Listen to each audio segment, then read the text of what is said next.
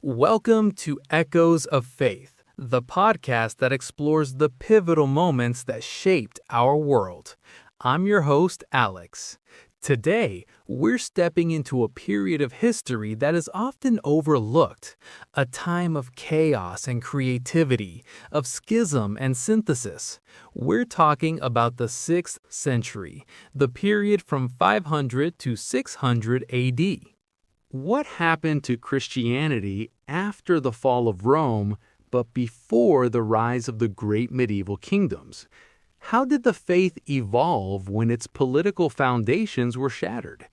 To guide us through this fascinating and complex era, we are honored to have with us Dr. Julian Hayes, a leading expert in early Christian history and author of The Forging of Christendom.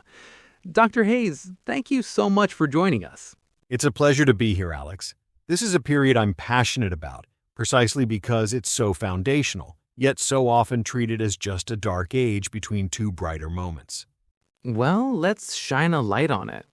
To start, could you paint a picture for us? What did the world look like in, say, the year 500? The Western Roman Empire had officially collapsed just a few decades earlier. What did that mean on the ground? It meant fragmentation. Imagine a vast, unified infrastructure, roads, aqueducts, a common legal system, a single army, suddenly without a central authority to maintain it.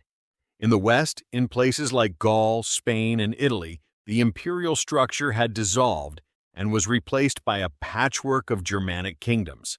The Franks under Clovis, the Visigoths, the Ostrogoths. These were new powers trying to rule over a majority Roman population. So it must have been a period of immense uncertainty and disruption. Profound uncertainty. And into this power vacuum stepped the one institution that still had a coherent pan-European structure, the Church. Bishops, who were once purely spiritual leaders, increasingly took on civic responsibilities. They were organizing food supplies, negotiating with barbarian kings, administering justice. They became the glue holding the remnants of Roman civilization together. That's a huge shift in role. Meanwhile, what about the East? The Eastern Roman Empire, what we now call Byzantium, was still going strong, right? Exactly. And this is crucial to understanding the 6th century. While the West was fragmenting, the East, centered on the magnificent city of Constantinople, was thriving. It was wealthy, powerful, and saw itself as the sole legitimate heir of the Roman Empire. They had the emperor, the legions, the bureaucracy, and their church reflected this. It was an imperial church, deeply intertwined with the power of the state. It sounds like two different worlds, and that must have created tension. This feels like the beginning of the great split between what would become Roman Catholicism and Eastern Orthodoxy. The seeds were certainly sown here. A major factor was language. The West increasingly spoke and wrote only in Latin. The East used Greek. For centuries, educated people had been bilingual, but by the 6th century, that was becoming rare. A communication breakdown. A profound one. They began to read different theologians, follow different liturgical customs, and ultimately think in different ways. This linguistic divide amplified theological disagreements that had been simmering for some time, particularly concerning the very nature of Jesus Christ. Right, the fallout from the Council of Chalcedon in 451. Can you break that down for us? It can get very complex. I'll try. The central question was, how are the divine and human natures of Jesus related? The Council of Chalcedon, which was accepted by both Rome and Constantinople, declared that Christ has two natures, one divine and one human, perfectly united in one person without confusion or change. However, many Christians, especially in the eastern provinces of Syria and Egypt, felt this definition separated Christ's divinity from his humanity too much. They held a monophysite view, meaning one nature, believing Christ's divinity and humanity were fused into a single nature. So this wasn't a minor disagreement. It was about the fundamental identity of the central figure of their faith. Absolutely, and it had huge political implications. The Byzantine emperors in the 6th century constantly struggled with this. They needed the loyalty of the Monophysite provinces, but they also needed to maintain communion with the Pope in Rome, who was a staunch defender of the Chalcedonian formula. It was a theological and political tightrope. Let's talk about some of the major players who were navigating this difficult world. Who were the key figures shaping the faith in the West during the century? Two figures stand out above all others. The first is not a pope or a king, but a monk, Benedict of Nursia. Around the year 529, he established a monastery at Monte Cassino in Italy and wrote his Rule for monks. The famous Rule of St. Benedict. What was so revolutionary about it? Its balance. It prescribed a life of moderation, divided between prayer, study, and manual labor. It was practical, humane, and incredibly well organized. This rule became the blueprint for Western monasticism for the next 1,000 years. In a chaotic world, monasteries became islands of stability, order, and learning. Right, so they weren't just places for prayer. They were the keepers of knowledge, copying manuscripts and preserving classical learning. It's amazing how one document, the Rule of St. Benedict, could create so much stability. But was this the only model for a monastic life in the West? I've heard that Celtic Christianity, particularly in Ireland, had its own unique traditions. That's a fantastic point. The Benedictine model is so dominant in our memory of the period, but it wasn't the only game in town. Celtic Christianity, flourishing in Ireland and then spreading to Scotland and the north of England, was a world unto itself. You're right to point that out, Alex. While the Benedictine model became the standard, it wasn't the only game in town. Celtic Christianity, flourishing in Ireland and spreading to Scotland and the north of England, was a world unto itself. It was organized around large monastic settlements, often led by powerful abbots who were members of noble families. It had a different calendar for Easter, a different style of tonsure for its monks, and a profound emphasis on asceticism and scholarship.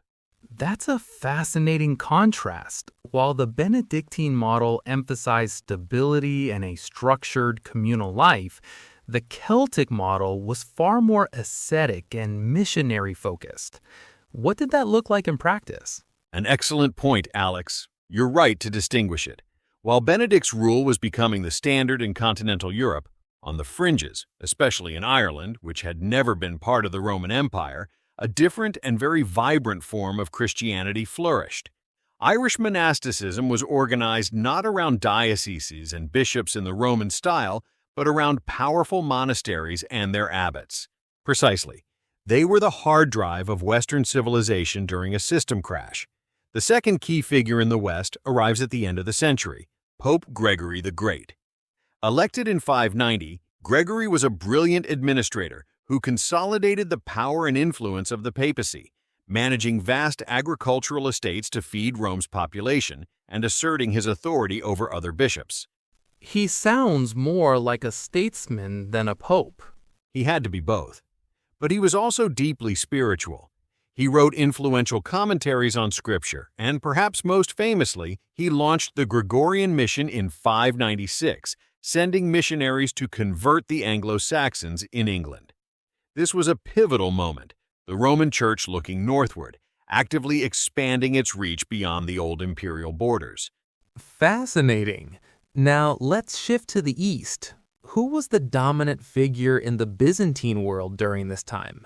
Without a doubt, the Emperor Justinian I. He reigned from 527 to 565, and his ambition was nothing less than the restoration of the Roman Empire to its former glory. He reconquered North Africa from the Vandals and Italy from the Ostrogoths. And he was also a major player in the church? He believed the emperor was God's regent on earth, with authority over both state and church. He convened church councils, he debated theology, and he persecuted heretics and pagans. But his most enduring legacy is architectural, the Hagia Sophia in Constantinople.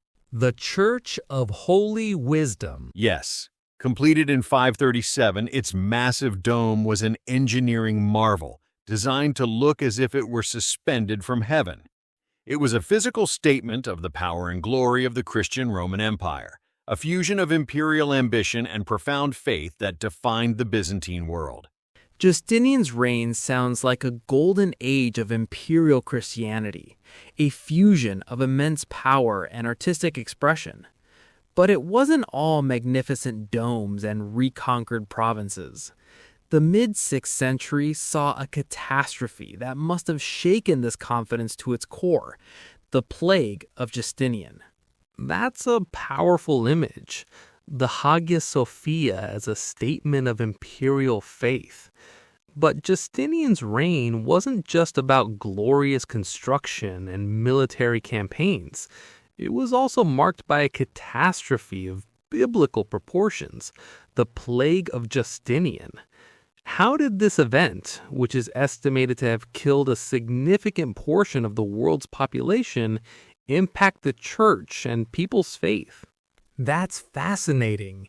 It's a completely different model of Christian expansion.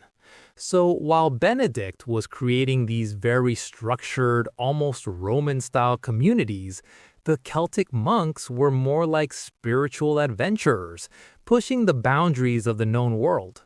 We've talked about emperors and popes, these grand figures, but what about the average person in a village in Gaul or a town in Egypt? What did their Christianity look like on a daily basis? That's an excellent question.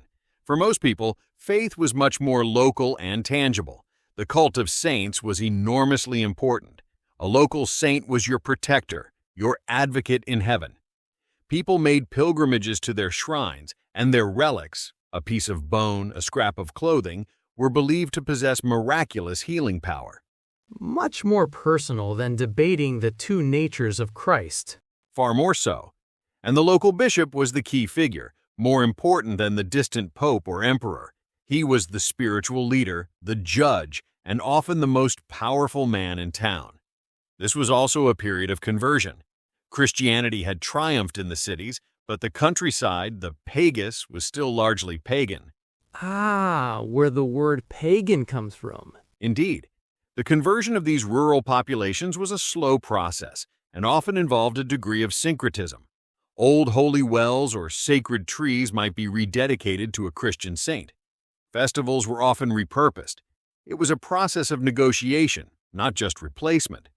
So, to summarize, this forgotten century was really a time of incredible transformation. In the West, we see the church building a new order from the ashes of empire, with monasticism preserving knowledge and the papacy gaining influence. In the East, you have this powerful imperial church under figures like Justinian, but it's wrestling with deep theological divisions that are pulling its empire apart. And all the while, the cultural and linguistic gap between these two halves of Christendom is widening. That's a perfect summary, Alex. It was a period of divergence. The shared Roman world that had defined Christianity's first few centuries was gone, and two distinct forms of Christian civilization were beginning to emerge in its place. As we close, Dr. Hayes, what is the single most important takeaway you think our listeners should have about the 6th century? I would say it's a story of resilience and adaptation. The church in the 6th century proved it could survive and even thrive without the scaffolding of the Roman Empire that had first protected and then promoted it. It learned to engage with new cultures, to build new institutions, and to forge a new identity. The world of medieval Europe, the world that would give rise to universities, cathedrals, and nation-states, was born in the crucible of this often forgotten century. A powerful thought. Resilience and adaptation. Dr.